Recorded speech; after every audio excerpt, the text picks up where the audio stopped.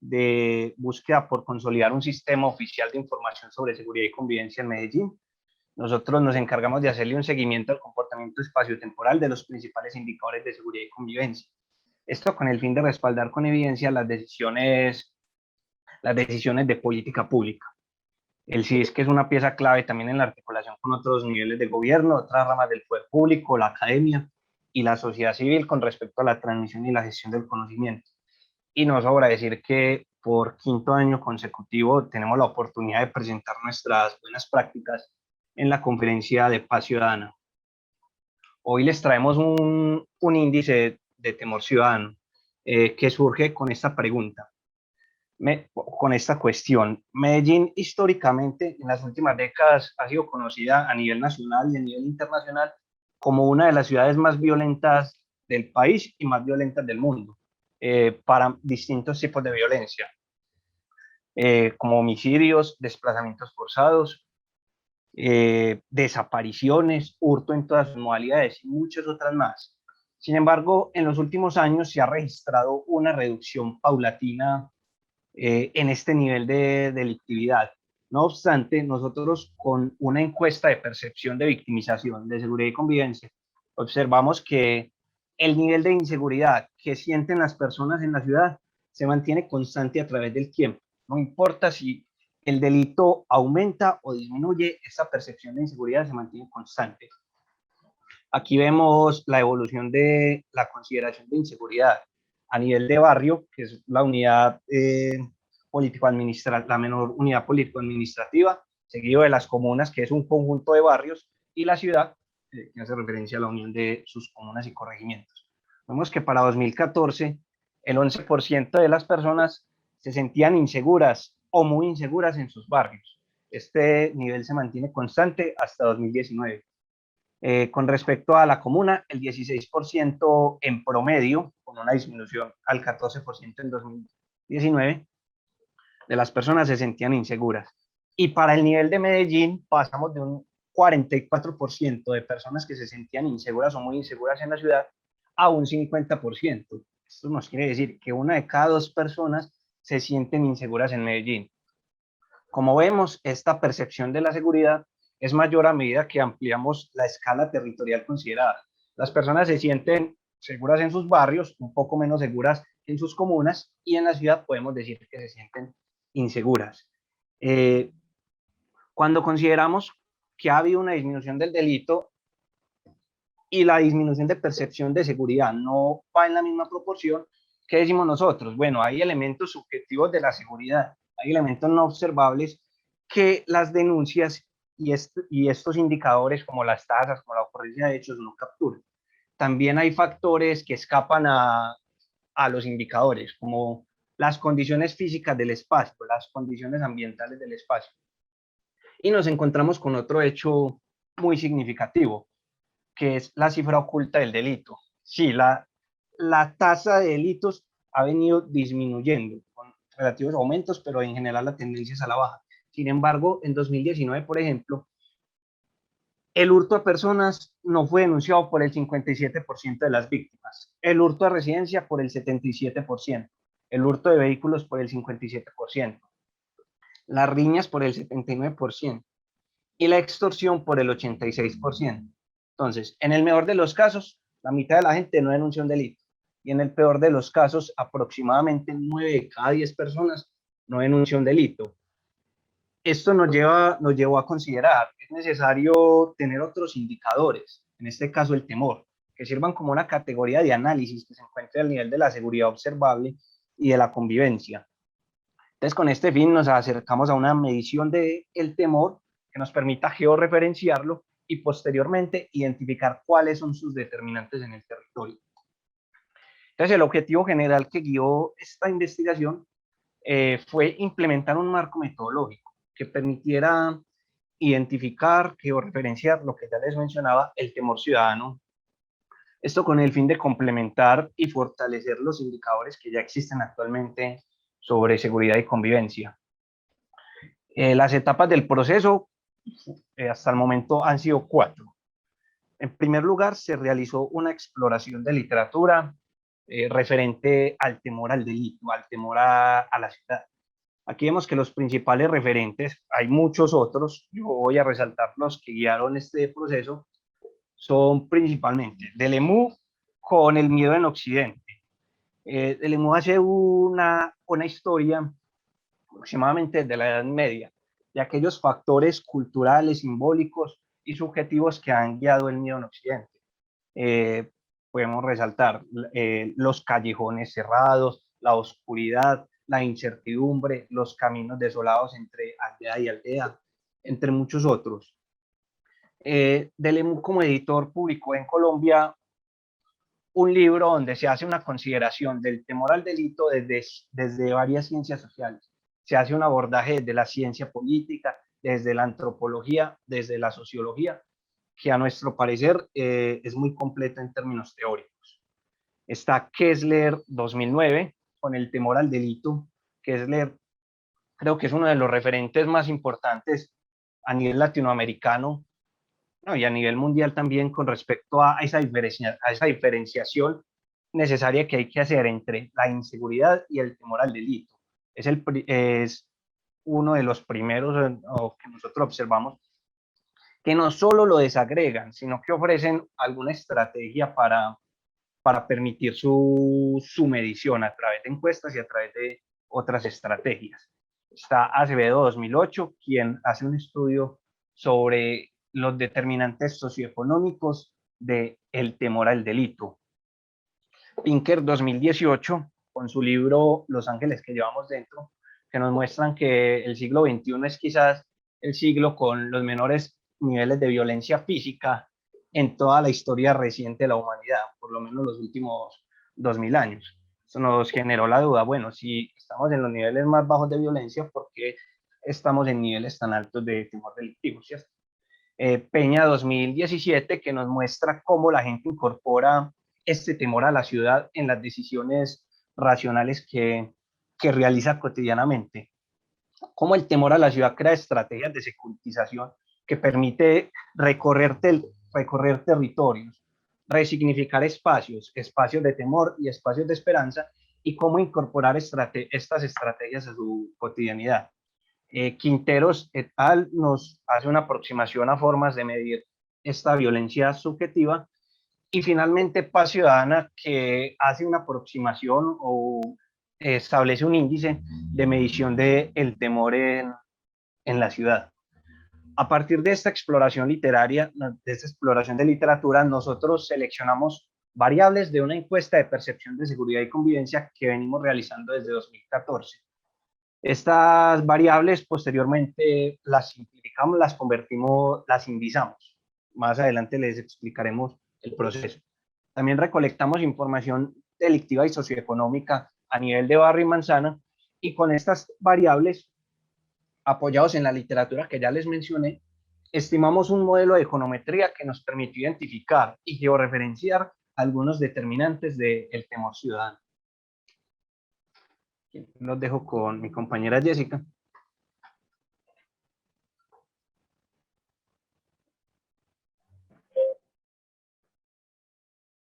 Muchas gracias, Emilio, y a todos por la invitación. Quiero confirmar si me están escuchando. Te escuchamos perfecto, Jessica. Muchísimas gracias.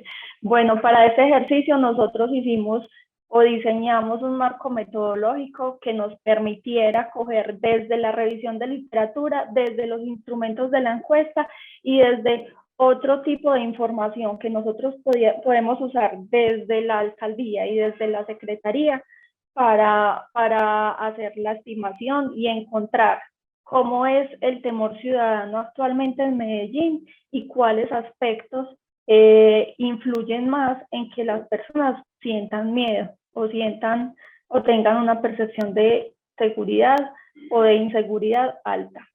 Entonces, para eso, lo primero que hicimos fue hacer la revisión de literatura, que ya mi compañero Emilio la contó muy bien.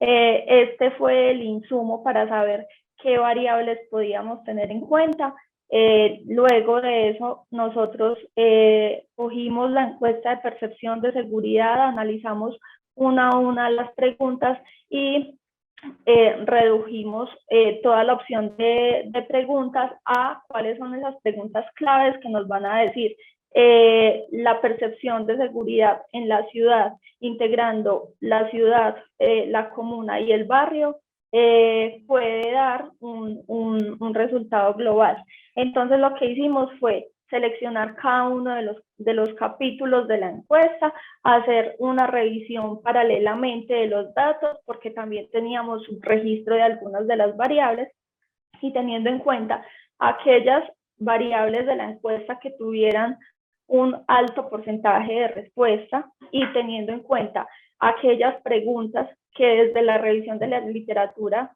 nos podían servir para medir la percepción de seguridad en la ciudad, entonces seleccionamos unas variables que son 3 variables para medir el temor ciudadano.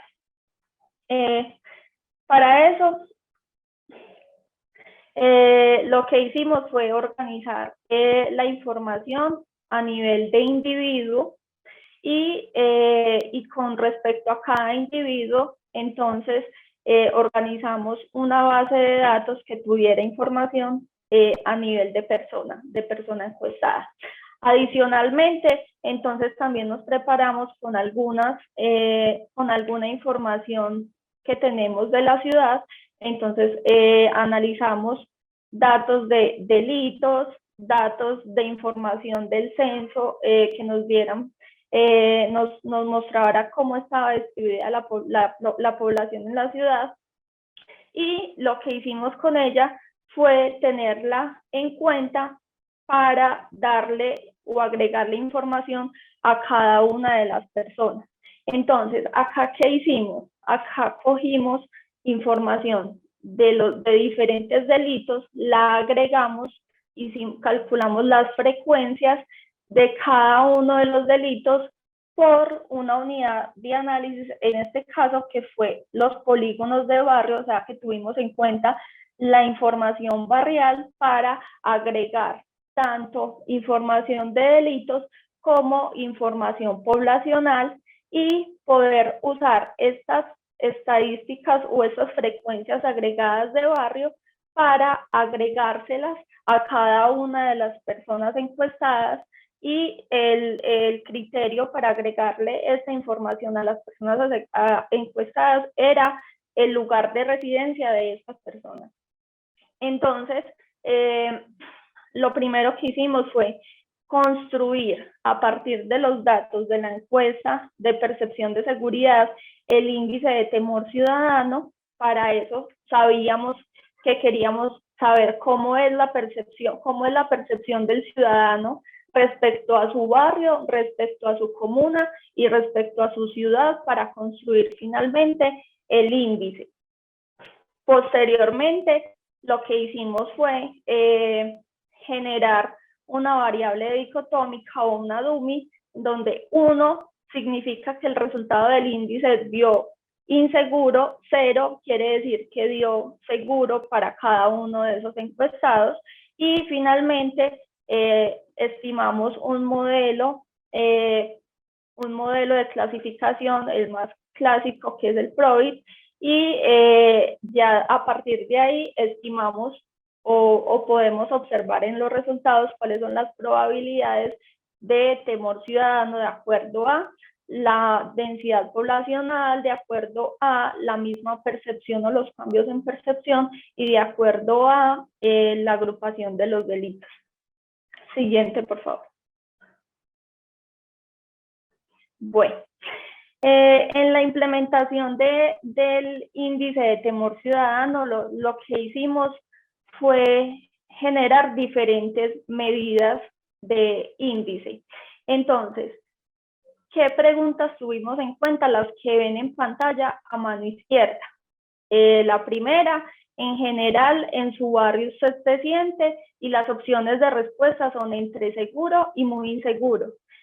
La otra fue, en general, en su comuna o corregimiento usted se siente, está en la misma escala, Y en general en Medellín, o sea, en la ciudad, usted se siente también en escala entre seguro y muy inseguro.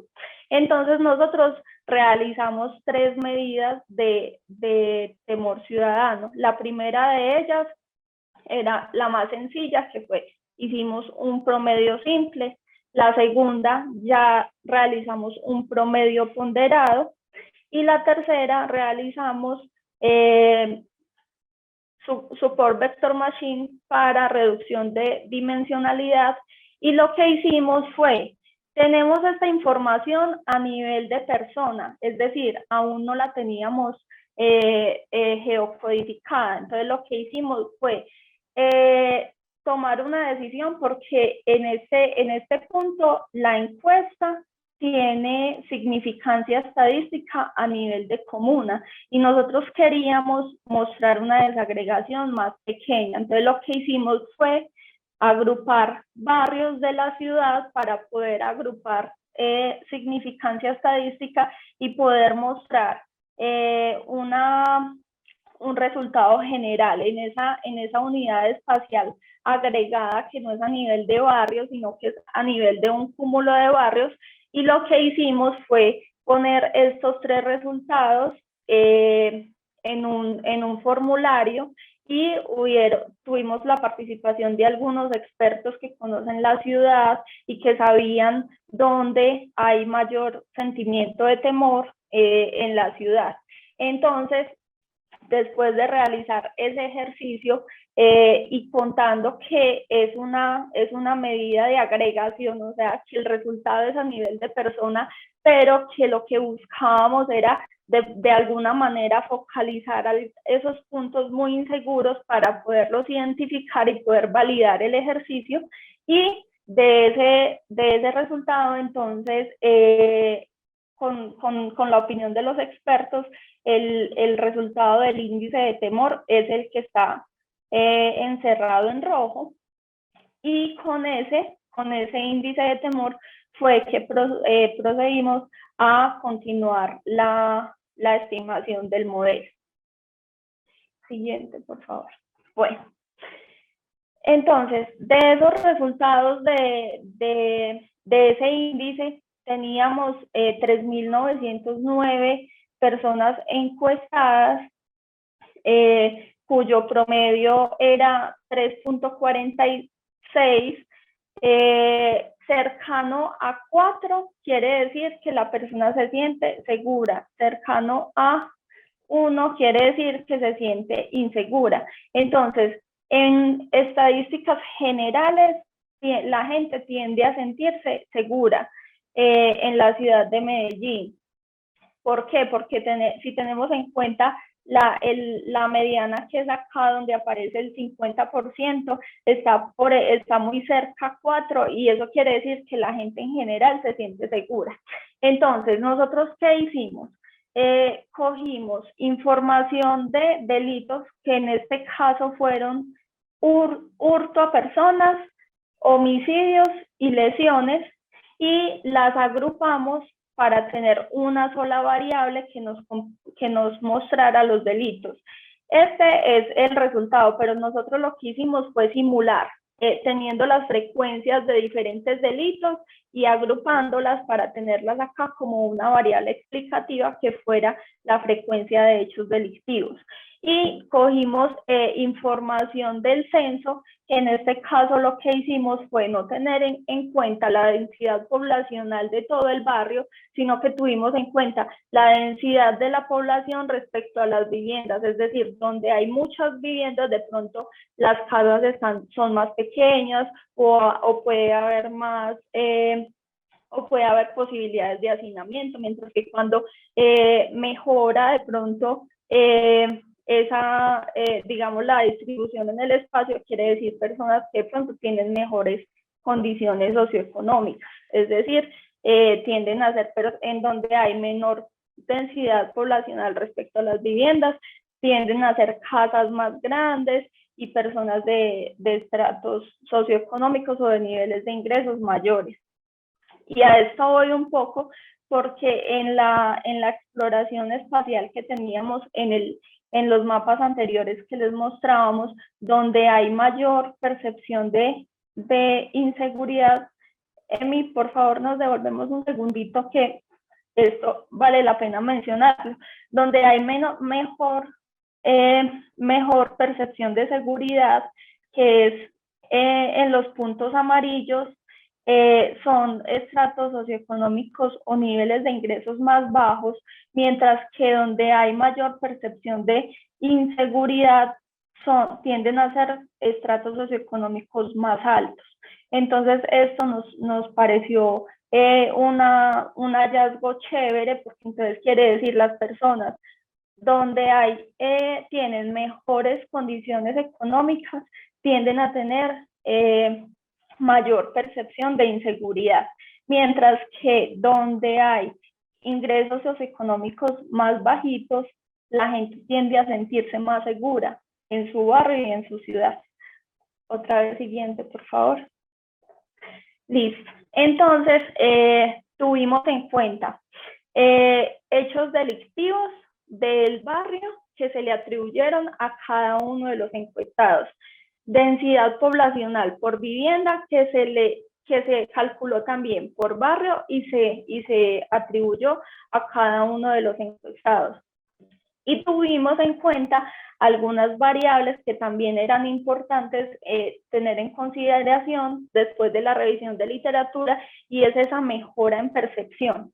Es decir, no la percepción actual, sino cómo ha mejorado respecto al año anterior o a la medición anterior. Entonces, en este caso, la mejora de percepción, tuvimos en cuenta la mejora de percepción en el barrio, en la comuna y en la ciudad.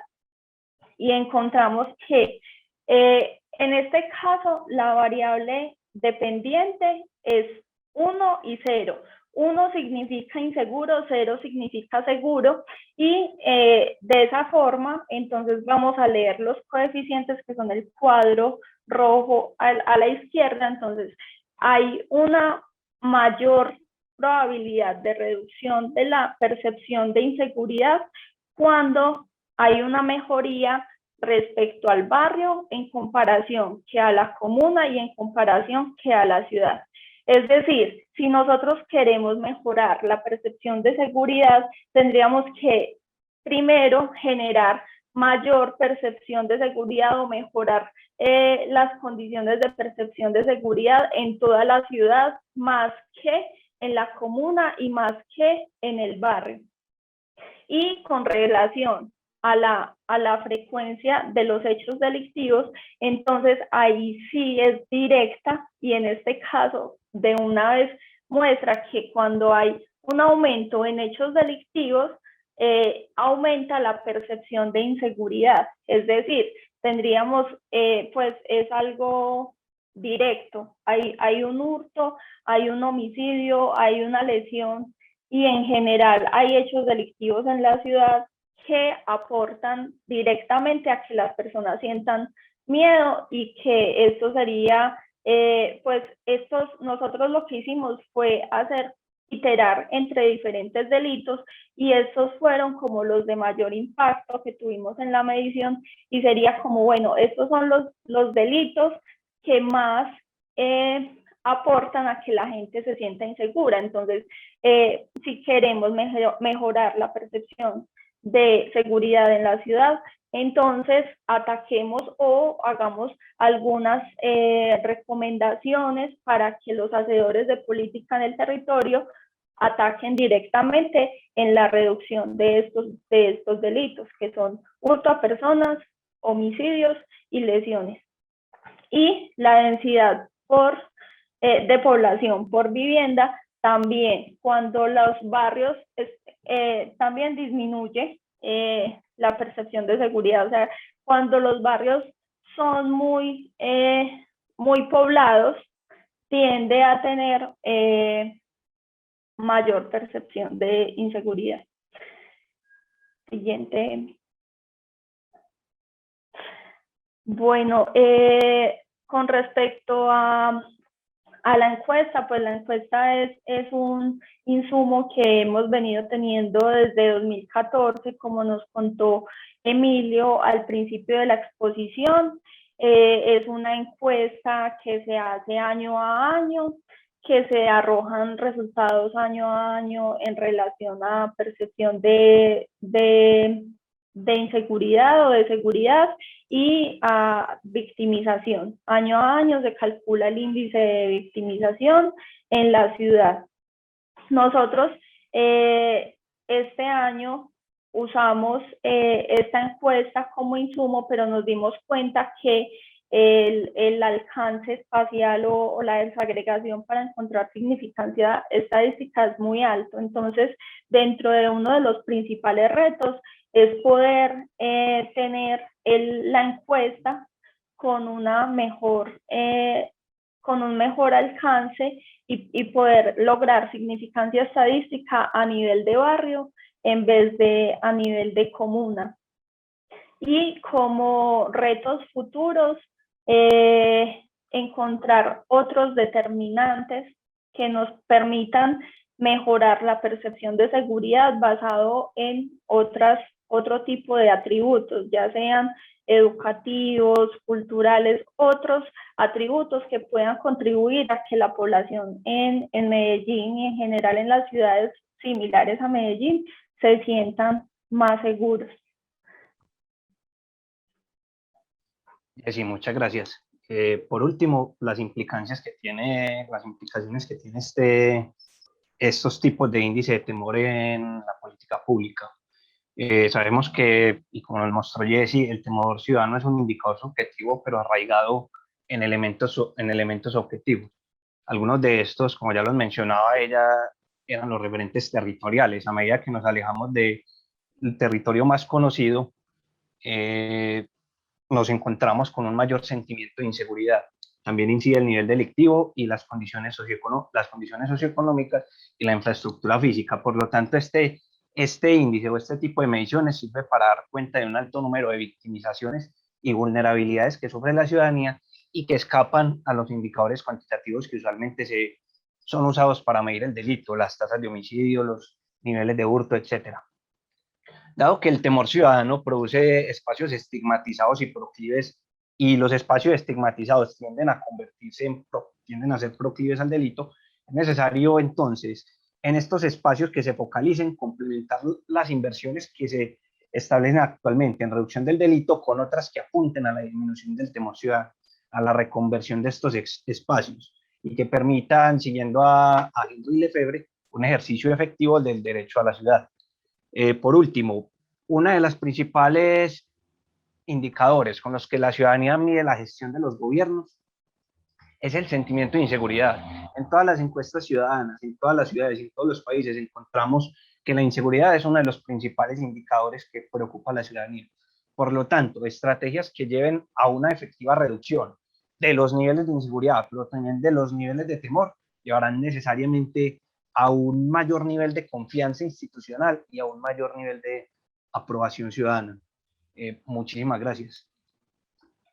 Muchas gracias, Jessica y Emilio, por dar a conocer tan interesante iniciativa. Felicitaciones al CISC y a todo su equipo por su búsqueda constante en realizar investigaciones y estudios que permitan avanzar en la generación de conocimiento para que nuestros barrios y ciudades sean más seguros.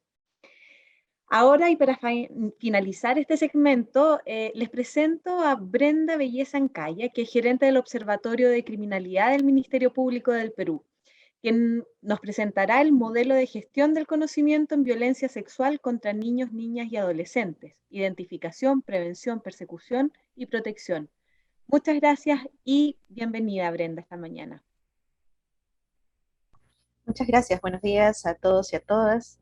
A nombre del Ministerio Público del Perú, deseo felicitar la importante iniciativa de Fundación Paz Ciudadana, que cada año promueve la presentación de estas importantes experiencias. Y bueno, también agradecemos la oportunidad de poder participar en esta ocasión en la 12ª Conferencia Internacional para Ciudades y Barrios Más Seguros, para compartir con ustedes esta buena práctica que, tal como lo mencionas, está denominada Modelo de Gestión del Conocimiento en violencia sexual contra niños, niñas y adolescentes, identificación, prevención, persecución y protección. Voy a pasar, por favor, a presentarles las diapositivas.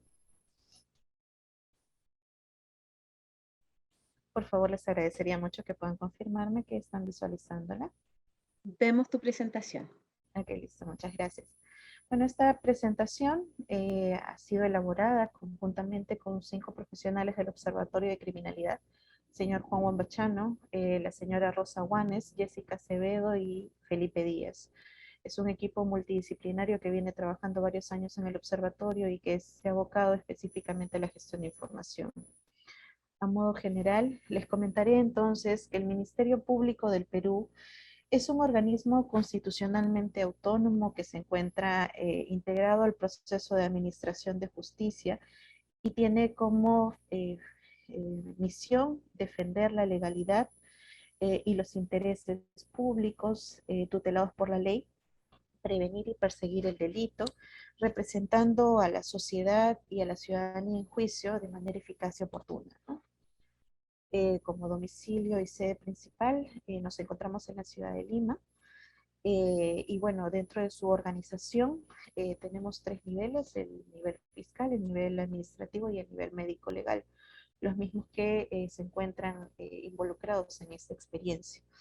En cuanto a su cobertura, tiene una cobertura nacional, y sobre sus lineamientos de política vamos a señalar aquellos que se relacionan específicamente con la práctica que vamos a presentar el día de hoy, los mismos que son fortalecer la lucha contra la delincuencia e impunidad a través de la actuación fiscal eficiente y oportuna, el impulso de la lucha contra la violencia y la desigualdad de género, y la promoción de prevención del delito. Y bueno, ¿qué es lo que nos motivó a hacer esta práctica?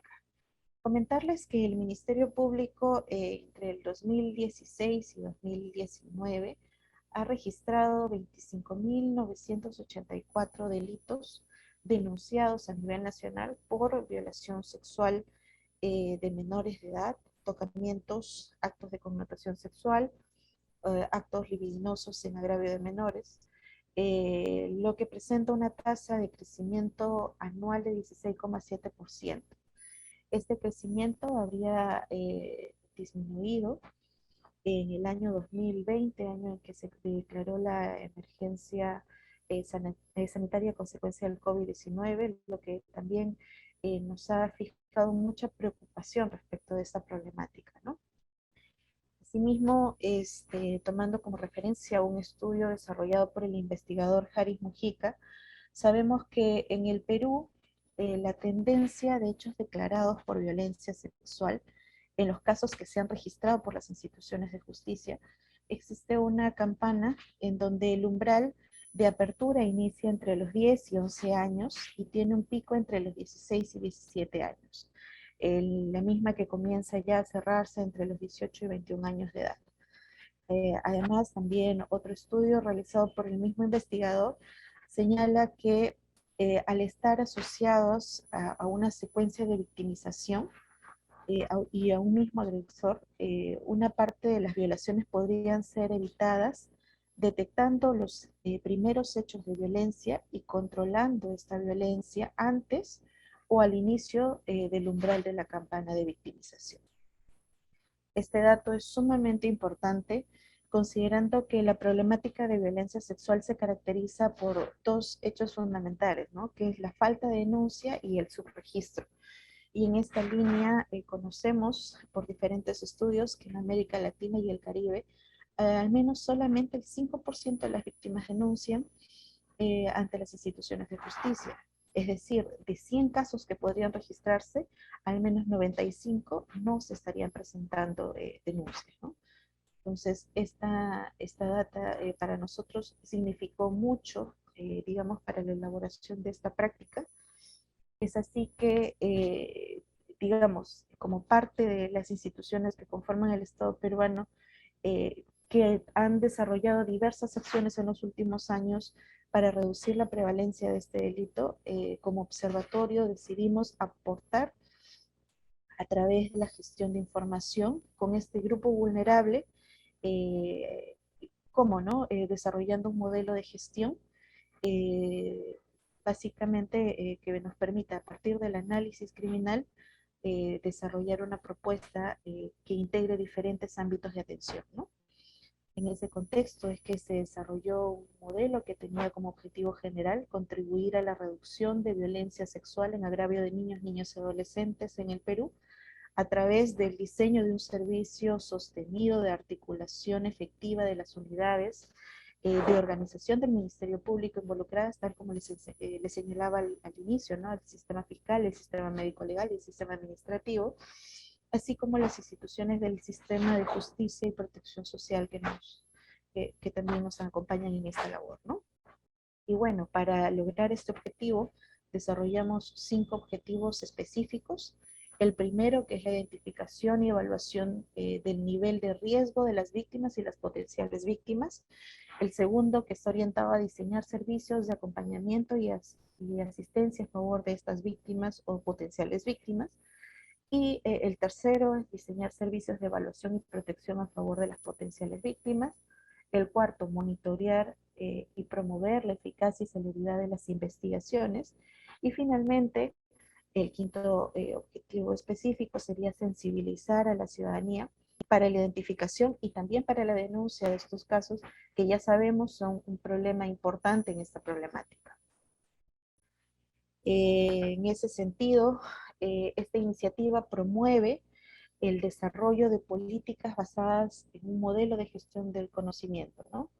Este modelo de gestión apunta a, o parte, mejor dicho, del análisis de la problemática que es la violación sexual, focalizando, digamos, la población potencialmente vulnerable, aquella que es prioritaria en el sistema para la atención, para luego con ello realizar un análisis estratégico, ¿no? Que permita la identificación de los escenarios donde se dan estos casos en el ámbito nacional, cuál es la tendencia del delito, y bueno, con ello pues permitir la planificación de acciones a largo plazo, acciones estratégicas, acciones prioritarias, institucionalizar instrumentos para la gestión de esta información, entre otros, ¿no?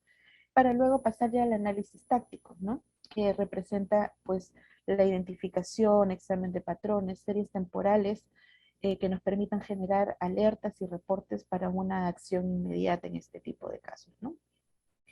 Es así que ante la hipótesis que la identificación temprana de los indicadores de abuso sexual infantil nos permitirían desplegar acciones para evitar la victimización múltiple, para garantizar el acceso a las víctimas a los servicios de justicia y también pues para evitar la impunidad, es que hemos desarrollado esta práctica, ¿no? La misma que tendría un alcance nacional a través de los sistemas que vienen operando en el Ministerio Público, comprendería un horizonte temporal de 5 años, y que pues estaría dirigido principalmente en una primera etapa a una población de 5.846 niños, niñas y adolescentes. Este cálculo se habría realizado sobre la base de la información que tenemos de las denuncias registradas hasta la fecha. Y bueno, pues para comentarles un poco más de esta iniciativa, es necesario señalar que comprende 4 actividades principales, ¿no? La primera, que es la identificación y evaluación de las niñas víctimas y de las potenciales víctimas, tal como lo habíamos señalado y concordante con los objetivos específicos, ¿no? Lo segundo, que es el diseño de servicios de acompañamiento y asistencia. Lo tercero, que es el diseño de servicios de evaluación y protección a favor de los niños, niñas en riesgo de ser víctimas de violencia sexual. Y lo cuarto, que hemos considerado a modo transversal y que es prioritario para el desarrollo de este trabajo, es el fortalecimiento de capacidades del personal fiscal y médico-legal que estaría involucrado en estos procesos y que permitiría dar impulso a las investigaciones fiscales, brindando pues eficacia y celeridad en las mismas, ¿no? En ese sentido, la implementación de esta iniciativa considera 6 productos específicos, ¿no? Estos 6 productos principalmente son el desarrollar un instrumento de evaluación de indicadores de violencia sexual, que lo vamos a pasar a ver más adelante.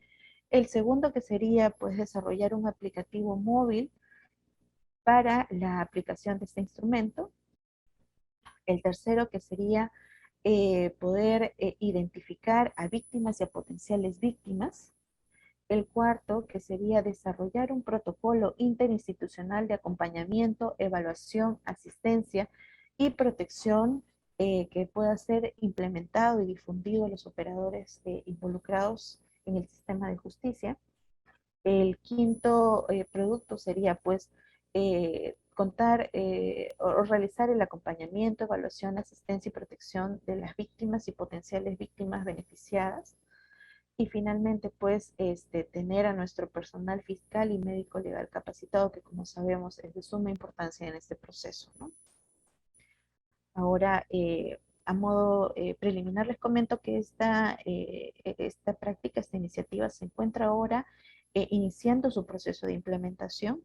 Este proceso de implementación involucra que se haya desarrollado un instrumento pictórico con tecnologías emergentes, el mismo que venimos desarrollando con el PRONAVEC, que es el Programa Nacional de Becas y Crédito Educativo del Perú. Este programa, pues, como saben, es un programa de becas y créditos que se brinda a diferentes estudiantes que, bueno, desarrollan procesos de especialización fuera del país y que luego, al culminar, tienen un proceso de retorno al Estado peruano brindando un servicio. Y este servicio nosotros lo hemos canalizado específicamente para que puedan apoyarnos en el desarrollo del instrumento pictórico y a través de la conformación de un equipo multidisciplinario podemos ya, digamos, contar con este instrumento, el mismo que es de suma importancia para la identificación de víctimas y posibles víctimas en este proceso, ¿no? En ese sentido, bueno, vamos a pasar a comentarles algunos de los resultados intermedios. El primero que es identificar a niños, niñas, adolescentes víctimas y en riesgo de ser víctimas. El segundo, pues, que sería la evaluación de un nivel de riesgo de niños, niñas, adolescentes víctimas y en riesgo de ser víctimas. El tercero, que es el diseño de servicios integrales de acompañamiento y asistencia a favor de los niños, niñas y adolescentes. Lo cuarto sería, pues, consensuar y diseñar una estrategia integral de evaluación y protección. El quinto, la mejora de la eficacia y de la celeridad de las investigaciones fiscales.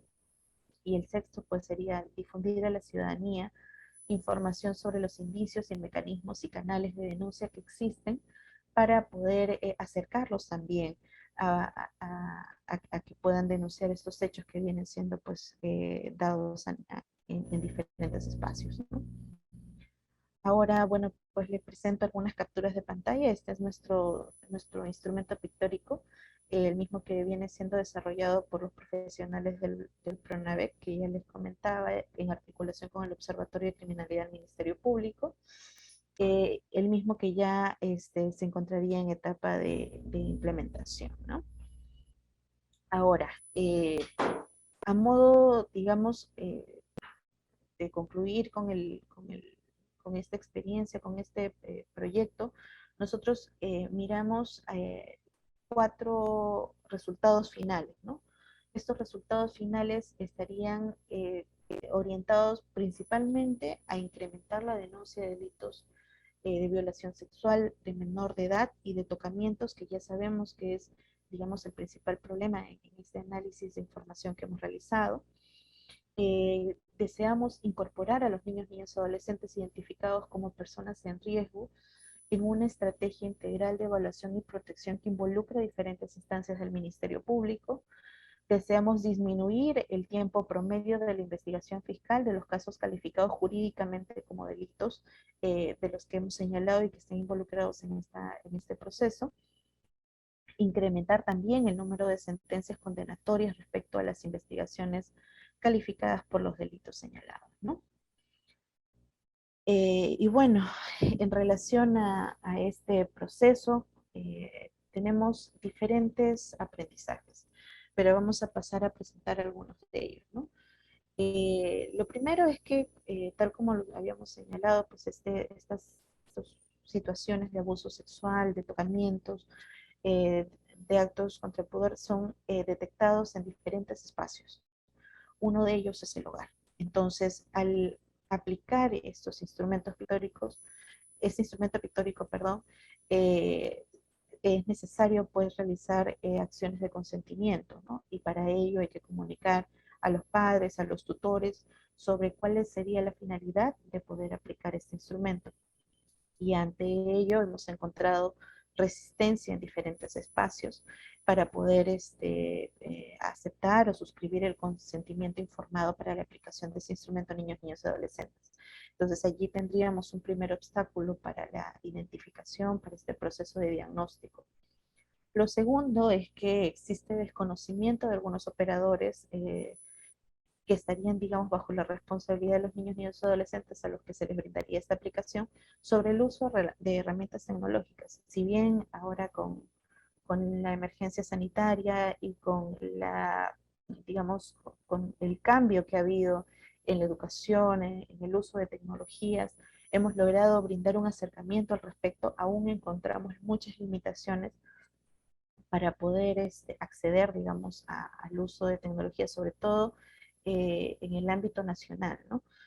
Considerando pues de que hay que realizar también procesos de inducción, de asistencia para que puedan aprender a utilizarlos, para que puedan aprender también a compartirlos con los niños, niños y adolescentes en algunos casos, ¿no? Y también otro importante obstáculo es la sobrecarga procesal en los despachos fiscales, ¿no? Lo mismo que limita la celeridad de las investigaciones, pese a que, digamos, existe, o sabemos o conocemos que existe una gran cifra oculta, el número de investigaciones, de denuncias que se aperturan por este tipo de casos continúa siendo importante. Y pues para el desarrollo de estas acciones hay que desarrollar procesos a nivel del Instituto de Medicina Legal, hay que desarrollar pericias, hay que desarrollar diferentes acciones que involucran también pues una sobrecarga en algunos casos para algunos despachos, y eso también pues limita el desarrollo de investigaciones, ¿no? Y bueno, en lo que corresponde a los aprendizajes, sabemos pues de que el proceso desarrollado con los profesionales del PRONAVEC ha sido un importante paso, un importante apoyo para el desarrollo de esta práctica, ¿no? Considerando que a veces existen muchas limitaciones a nivel del Estado pues para la adquisición de ciertas tecnologías, ¿no? O también pues para el acceso a profesionales especializados. Entonces, en este caso, el equipo de PRONAVEC ha brindado un importante apoyo desarrollando este modelo, desarrollando el instrumento pictórico que nos ha permitido pues iniciar con el diagnóstico para todo el proceso que continúa en esta actividad, ¿no? Y bueno, finalmente, sobre las implicancias en política pública, nosotros como Observatorio de Criminalidad tenemos claro que para el desarrollo de políticas es necesario gestionar información clara, información oportuna, información que permita contribuir a los procesos de toma de decisiones, ¿no? En ese contexto, el modelo que hemos desarrollado está orientado, y que está orientado principalmente a la identificación de niños, niñas y adolescentes víctimas y potenciales víctimas de estos delitos, debería estar principalmente orientado pues al diseño de un servicio de prevención, de persecución penal y de protección que permita atender de forma adecuada y oportuna las demandas de este grupo vulnerable y de sus familias. Y con ello puedes crear un valor social a partir del análisis delictual, ¿no? A partir de ese proceso de generación de información, de gestión de información, que estamos seguros que es importante en todos aquellos procesos para el desarrollo de políticas públicas, ¿no? Bueno, agradecerle entonces, hemos hecho una síntesis de esta práctica, dejamos nuestra información institucional y esperamos pues seguir contribuyendo en este proceso. Que tengan un buen día, gracias. Muchas gracias por su intervención, Brenda, y a todos los equipos que están detrás de las dos iniciativas seleccionadas y presentadas el día de hoy. Cabe recordar que las intervenciones efectuadas corresponden a iniciativas ganadoras del concurso de buenas prácticas. Este reconocimiento se entrega a quienes se han destacado por su aporte a la convivencia y seguridad en nuestras ciudades. Felicidades a todos los proyectos seleccionados. Las exposiciones estarán disponibles en nuestra página web www.pazciudadana.cl. Finalmente, para cerrar este primer día de conferencia, iniciaremos la última intervención del día. les recordamos que para hacer sus preguntas al expositor deben hacer clic en el botón preguntas y respuestas en el costado de la pantalla. A continuación, entonces, quiero invitarlos y darle la bienvenida a la charla magistral de la profesora Deborah Coetzle, del Departamento de Justicia Criminal de la John Jay College de Justicia Criminal, investigadora del Instituto Correccional de la Universidad de Cincinnati. Su presentación de la jornada de hoy se titula Estrategias para prevenir la reincidencia delictual de los jóvenes infractores de ley. Bienvenida, profesora Coetzle.